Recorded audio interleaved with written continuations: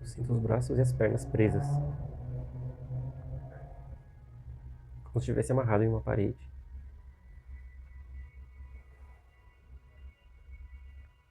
Você pensa se é uma prisão, eu não consigo ver, tá? Tudo muito escuro, muito penumbra. Às vezes eu tô com a sensação que tá preso em algum lugar. Na verdade, a sensação que eu tenho é que ele foi deixado lá para morrer, privado de liberdade.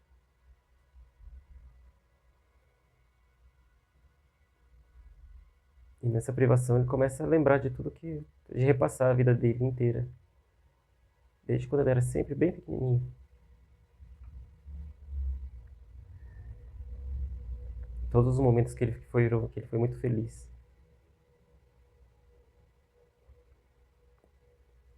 Ele ainda é muito jovem, mas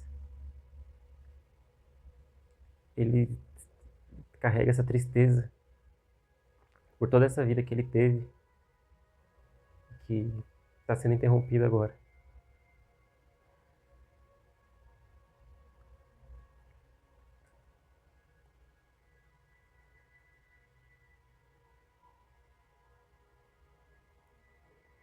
Ele já está bem fraco já, muito fraco. Ele começa a ver algumas pessoas que fizeram parte da infância dele, da adolescência dele. E essas pessoas já estão em espírito. A percepção dele começa a abrir. E isso dá alento para ele.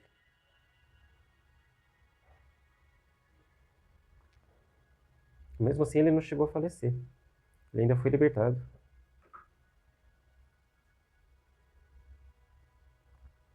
Mas isso deixou sequelas graves para ele. Ele não consegue mais se movimentar como antes. Por causa disso, ele meio que é ostracizado pelo povo que mora lá com ele. Isso me passa a impressão de ser século XVII, por aí. Que é uma sociedade onde as pessoas usam muita maquiagem, inclusive os homens, e usam aquelas peruquinhas brancas. E todo mundo começa a olhar meio torto para ele por causa disso. As percepções que ele teve ainda permanecem com ele, ele começa a enxergar o mundo dos espíritos. Mas ele começa a ser muito mal visto por causa disso.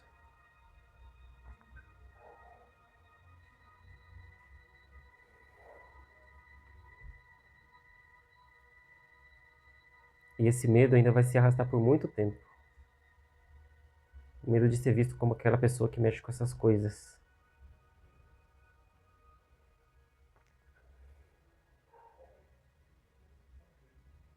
Mesmo assim, ele ainda ajuda muita gente com essa percepção que se abriu.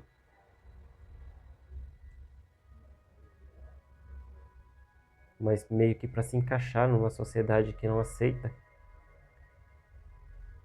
que inclusive pune as pessoas que têm essas percepções, que são taxadas de loucas ou de endemoniadas, ele se poda de ajudar muita gente que ele poderia, e ele acaba tendo uma vida muito mais reclusa.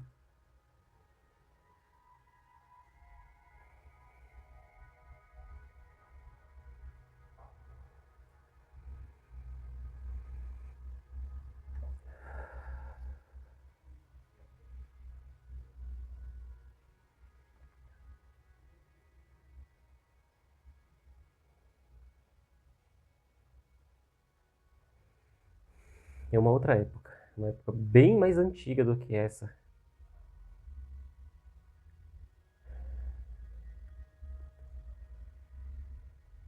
Não sei se é na Grécia, mas o estilo das construções é a mesma. As ruas são mais estreitas, as casas são. Todas elas têm pelo menos uma pilastra com motivos clássicos. As pessoas usam toga, alguns usam calça, mas são poucos. Essa cidade era litorânea.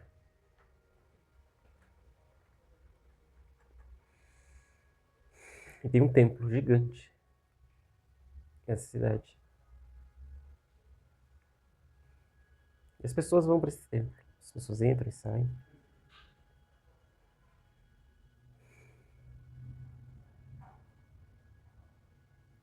Nessa encarnação ele foi uma das mulheres que trabalhava nesse templo.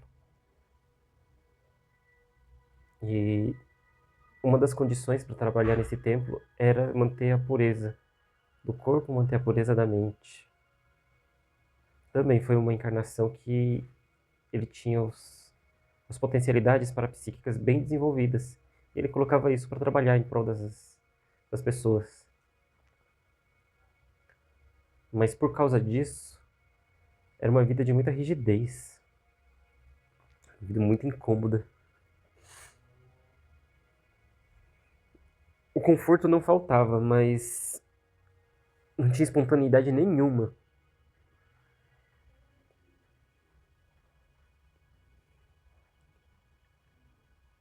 Me aparece agora uma cena que algumas dessas mulheres,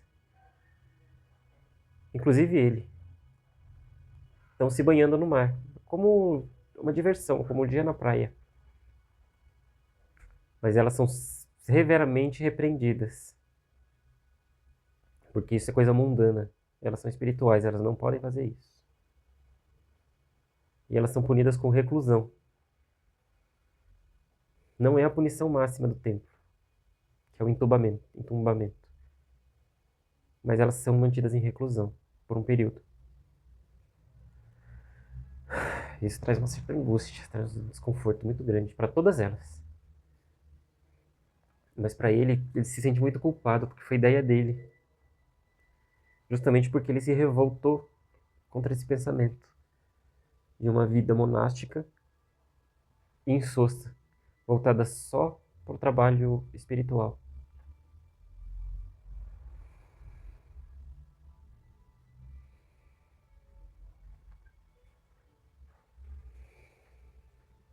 O tempo passa e ele continua nessa vida.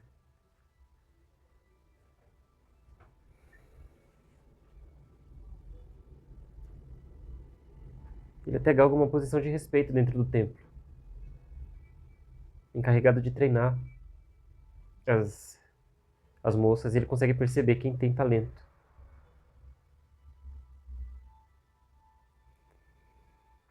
Mas mesmo assim ele é afastado das funções e expulsam a sacerdotisa que ele um dia foi desse templo, justamente por ela ser muito subversiva. E, infelizmente, ela acaba indo morar sozinha no meio da natureza.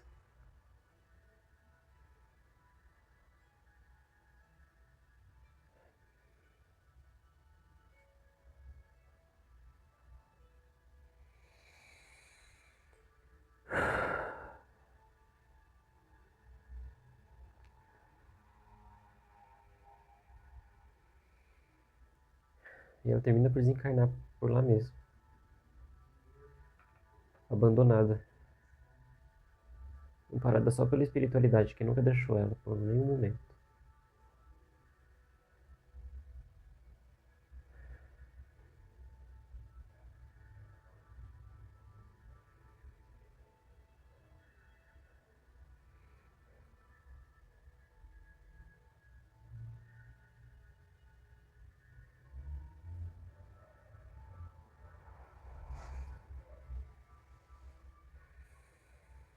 Nessas encarnações, foi mostrado nas duas vezes, nas duas oportunidades, crenças limitantes quanto ao próprio potencial que ele mesmo carrega e sempre carregou, e que ele não deixa aflorar por medo de não se encaixar mais numa sociedade que não aceita, ou por medo de que isso vai fazer ele se afastar das pessoas que ele ama.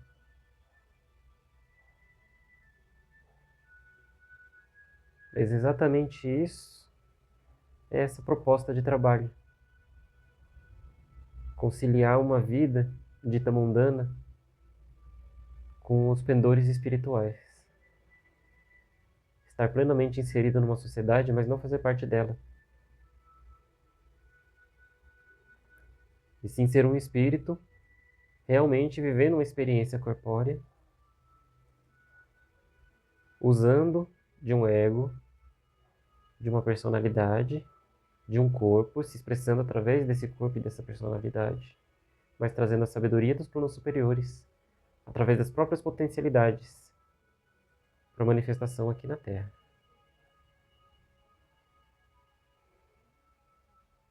Tem uma luz muito forte dentro do coração dele.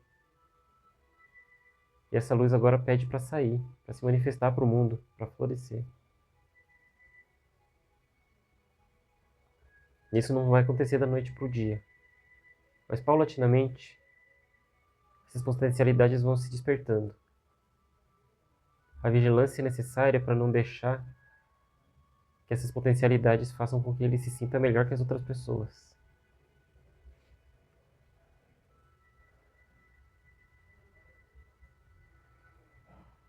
Mas agora ele consegue já ver que tudo bem, ele pode ter essas potencialidades, ele pode movimentar as energias muito bem, como ele já movimenta. Mas isso não vai influenciar negativamente na vida dele, com a magnitude que ele pensa.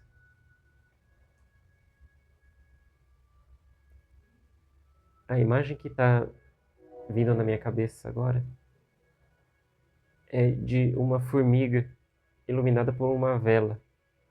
A sombra da formiga é gigante, mas a formiga em si ela é pequena. A imagem que ele tem desse monstro é bem maior do que ela é realmente. E isso está impedindo ele de acessar essas potencialidades que ele tem. Mas isso vai mudar daqui para frente. As coisas vão mudar daqui para frente. Ele vai descobrir que ele tem muito mais coragem do que ele mesmo supõe.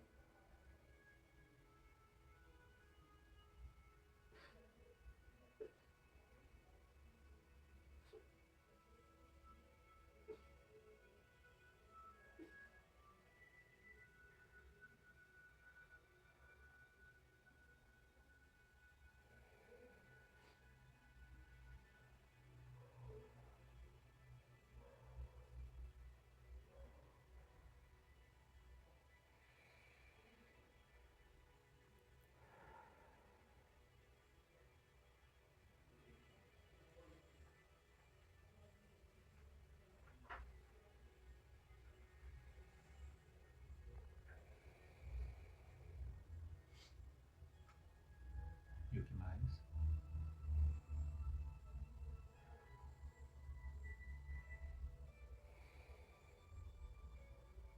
Eu vejo uma mentora. Não é o espírito que acompanha ele, mas ela auxilia nos trabalhos.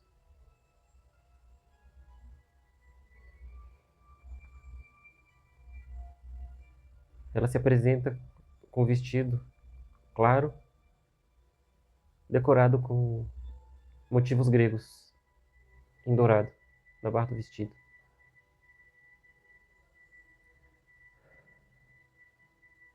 E ela fala que dessa vez vai ser tudo diferente. Dessa vez ela não é mais uma mulher. Ela não precisa mais se manter pura e virgem. Tudo bem. Ele pode ter os desejos dele, ele pode ter as vontades dele. E isso é ótimo. Isso é o que movimenta a vida.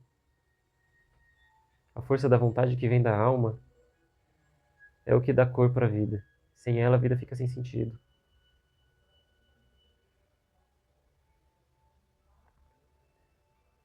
Toda essa emoção que foi movimentada é a vontade dessa alma, como um mar em ressaca, que se retraiu por muito tempo e que desaba sobre a praia, inundando tudo. No caso, o coração dele represou essas emoções por muito tempo. Então o choro é normal e é desejado. Isso não é vergonha. Deixa essas emoções fluírem. Soltou um pouco agora, mas ainda assim você se segurou. Não tem problema de você deixar isso fluir mais um pouco. Se permita isso, se permita esse momento. Se permita dar vazão a tudo isso, a toda essa dor. Deixa isso sair de você. E esse impacto ainda vai se perdurar por alguns dias. Então ela pede para os próximos dias ser um dia de um pouco mais de cautela, um pouco mais de recolhimento, um pouco menos de agitação, um pouco menos de estímulo, para você realmente perceber o que é seu, o que é vontade da sua alma e o que é só uma vontade dessa sua personalidade que você construiu.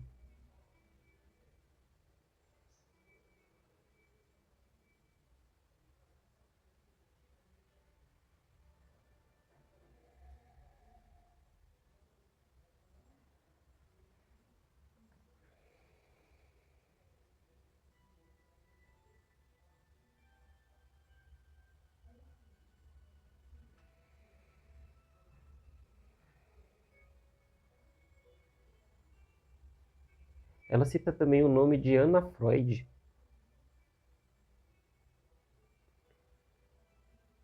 E é para você ver sobre repressão.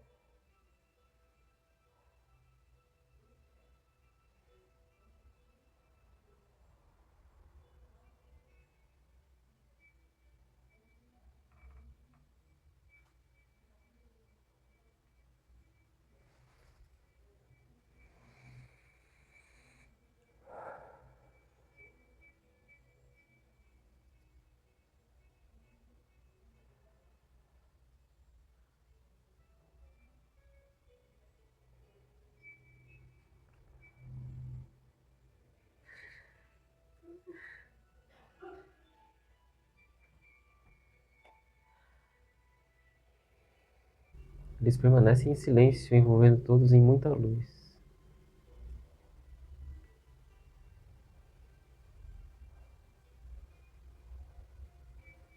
E eles pedem para lembrar da luz do sol, sempre, mesmo nos dias de chuva.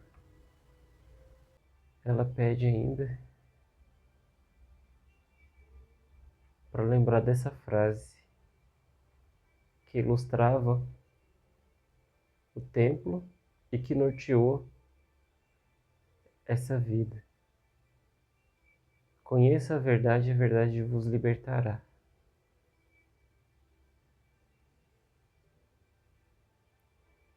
E que a luz da sabedoria divina banhe a todos.